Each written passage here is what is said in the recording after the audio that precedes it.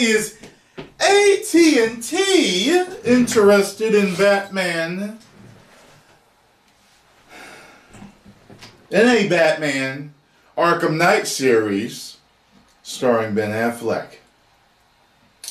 It says here, AT&T is interested in an Arkham Knight influenced Ben Affleck Batman limited series for HBO Max.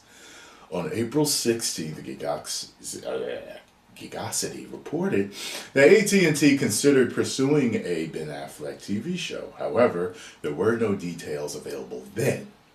The situation has now changed. Ben Affleck wanted to make a solo movie project with Jeff Johns to co-write the story. This was originally planned to be released after 2017's Justice League. At the time, Wonder Woman and Aquaman were well into development. The solo movie was influenced by the graphic novel Arkham Asylum, a serious house on serious Earth by Grant Morrison and Dave McKean. It would also have elements from the game Arkham Asylum by Rocksteady Studios, which we know is one of the greatest, if not the greatest, superhero game series ever. The concept was actually diving into Bruce Wayne's own insanity, which would have been even darker than Christopher Nolan's Dark Knight trilogy. Ben Affleck hired Robert Richardson as the cinematographer. There was a script, but not a loved script. In other words, Ben Affleck wasn't completely satisfied with it. Nevertheless, Richardson saw the potential, he explained. So I think you would have seen something a little darker than what we've seen in the past, and more into the individual who was inside Batman. What element may be sane and what element may be actually not sane. While working on the solo film, he starred in Batman v Superman, Dawn of Justice, and Justice League. In addition, he had a small cameo role in Suicide Squad. Unfortunately, Ben Affleck stepped down as the director for the planned solo films in 2017. He thought he might drink himself to death. Since he thought he might drink himself to death, he was replaced by Matt Reeves. Initially, it was planned that Ben Affleck will still be the Caped Crusader on a solo movie.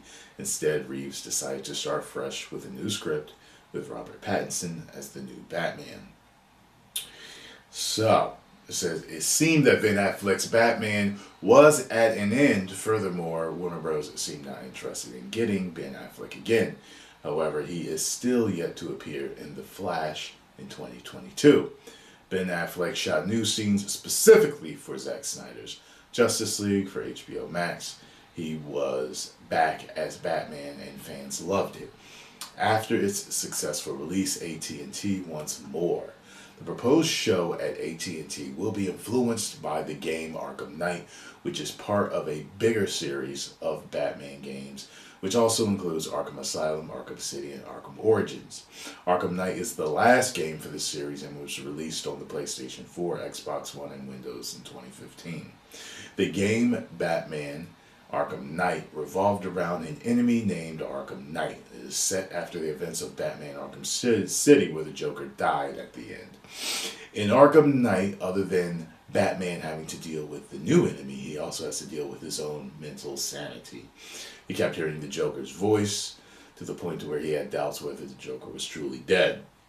In the game, Deathstroke had a smaller role, although important one, which cannot be revealed if you are planning to play the game, but Deathstroke has a big hand in making the Arkham Knight.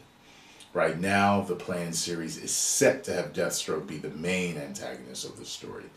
Deathstroke, also known as Deathstroke the Terminator, was created by Marv Wolfman and George Perez. This character has no special powers, but he is good at what he is. Doesn't he, though?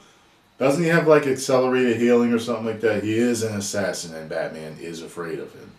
If you don't want to be spoiled with the concept, I'm giving you a warning now. Okay, so it looks right now he's telling a little bit about the plot of the game. Most of us have played it. And let's see here. Okay, so it says here, The new series may get into Batman's head trying to justify his actions and what he could have done to save Jason. Okay. Focusing on his psychological mindset, he will be facing his regular set of foes throughout the same time. Personally, it does not seem like this. Even though the series will tie into the Snyderverse, there are no plans for Zack Snyder to be involved. And since this is based on that universe, Robert Pattinson is not planning to be attached to the project. AT&T hasn't greenlit the project. They will still have to negotiate with Ben Affleck perhaps this summer. This new show can't start without him. But by giving Ben Affleck freer reign and by making this into a R-rated limited series, it might work better than forcing it onto a movie. Moreover, it can go deeper than what the movie could have offered. It might be enough to get Ben Affleck on board to wear the Batsuit again.